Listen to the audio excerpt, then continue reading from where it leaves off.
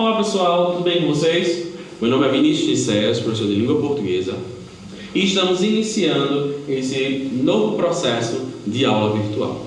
Hoje nós vamos fazer uma revisão geral daquilo que já trabalhamos e comentar um pouco a respeito do conteúdo que já estava sendo introduzido. Ok?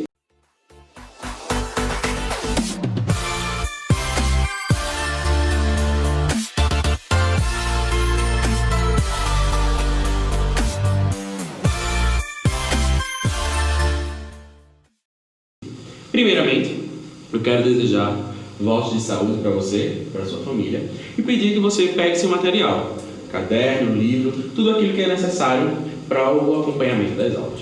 Nesse momento que nós estamos vivendo, realmente é complicado a gente ter que conciliar a nossa vida com toda essa situação de pandemia, porém, duas coisas são essenciais. Primeiro, a preservação da vida. Então, nós queremos que vocês estejam bem, nós queremos que as suas famílias estejam bem. Por outro lado, nós temos um compromisso com o conhecimento, com a educação. E essa aula virtual é a nossa estratégia de fazer esse contato mais perto com vocês.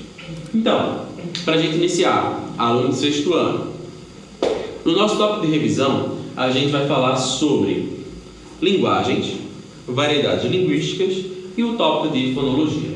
Tudo isso já foi estudado, já foi vivenciado no capítulo 1. Você pode voltar lá no seu livro didático e fazer um pouco dessa releitura. No tópico de linguagens, nós desenvolvemos uma reflexão a respeito da importância da linguagem para o ser humano e observamos que no dia a dia essas linguagens se manifestam de 3 formas. A linguagem apenas verbal, pode ser falada ou escrita. A linguagem não verbal, através de sons, cores, gestos, símbolos. E a linguagem multimodal, aquela que congrega, que junta essas duas. Por exemplo, essa aula virtual que nós estamos desenvolvendo é uma forma de percebermos a linguagem multimodal funcionando no nosso cotidiano. No tópico de variedades linguísticas, nós vimos que as línguas funcionam e se organizam de formas distintas e, para cada grupo de falantes, vão aparecer características específicas. Nós discutimos conceitos como norma padrão, aquele que é estabelecido como o correto para a sociedade em geral. Nós vimos as variantes, questões específicas de falar e de agir, tanto na forma oral como na escrita. Nós vimos as gírias, os sotaques, os jargões. E observamos que essas variedades elas vão se manifestar basicamente de 4 formas. Uma variedade geográfica, uma variedade histórica, uma variedade sociocultural e uma variedade situacional. Todas elas vão mostrar para a gente que a nossa língua possui diferenças e ela é rica, ela é valiosa em toda a sua totalidade. Lembrando que nesse tópico de variedades linguísticas tem uma discussão muito interessante, que é a discussão de preconceito linguístico. A gente não pode esquecer que precisamos combater.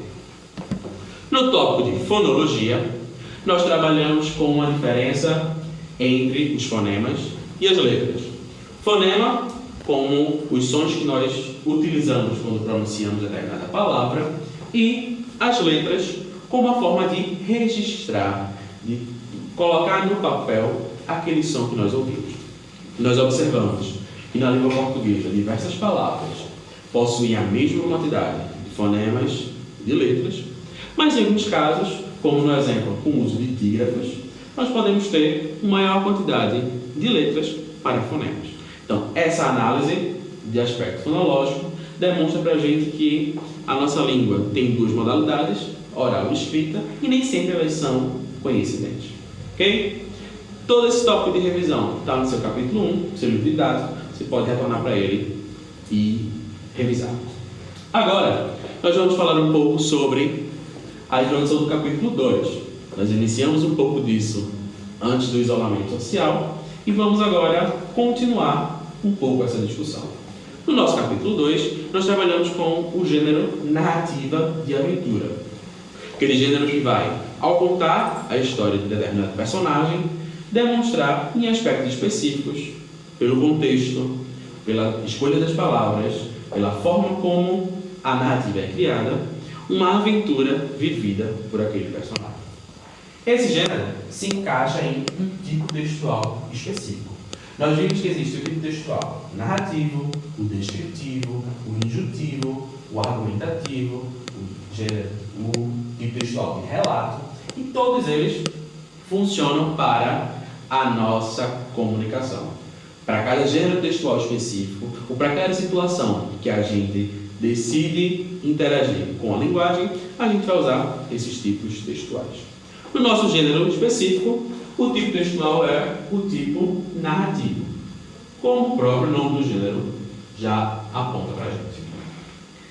Para a gente entender esse tipo narrativo, nós precisamos observar algumas características. E aí, para pensar nas características, eu vou trazer para vocês o exemplo de um pente. E aí você pode pensar agora, esse isolamento social não fez bem para a cabeça do Vinícius, não. Como é que ele vai explicar um gênero textual com um pente?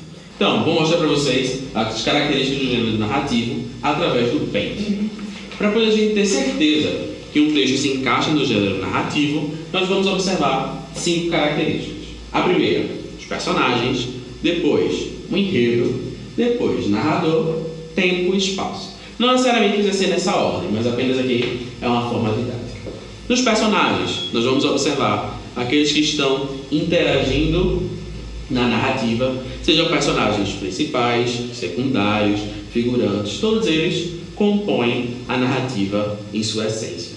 O enredo, aquilo que vai ser contado, uma festa de aniversário, um velório, um casamento, uma viagem inesperada, uma série de outros exemplos.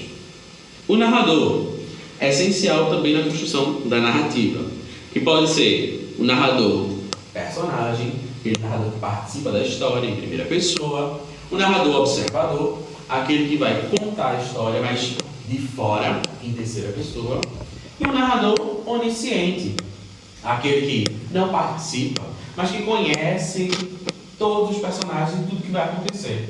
O narrador onisciente, ele sabe até o pensamento dos personagens, o sonho dos personagens, e consegue entender a narrativa de forma completa. Nós vamos ter o tempo, que vai ser tanto do ponto de vista do dia, se a história é de manhã, de madrugada, à noite, ou também o tempo do ponto de vista histórico, se é em 2020, no século XIX, em 2014, seja lá em que tempo essa história aconteceu. E o espaço, que é onde essa narrativa acontece. É aqui em Pernambuco? É no Brasil? É na América do Sul? É na Europa? Então, o espaço também é importante na construção da narrativa. Então, para que você não esqueça características da narrativa, a gente tem aí um pente. Então, vou anotar aqui para vocês. Características da narrativa, a gente tem um pente. E aí a gente pode pensar, que exemplos a gente pode ter sobre um gênero narrativo? E aí eu vou trazer um exemplo que vocês já devem estar bastante familiarizados, que é o livro Reinações de Narizinho, do Monteiro Lobato, nosso paradidático desse primeiro semestre. Nós temos aqui um livro narrativo em que a gente pode encontrar todas essas características. Você já deve ter feito a leitura, quem ainda não fez, aproveite o tempo para concluí-la. E nessa leitura, a gente tem a possibilidade de compreender e analisar. Então, um exemplo de gênero do tipo textual narrativo é Reinações de Narizinho. E muitos outros que existem no nosso cotidiano. Então, Reinações de Narizinho, só para deixar aqui registrado um exemplo claro para vocês. A gente pode ter muitos outros.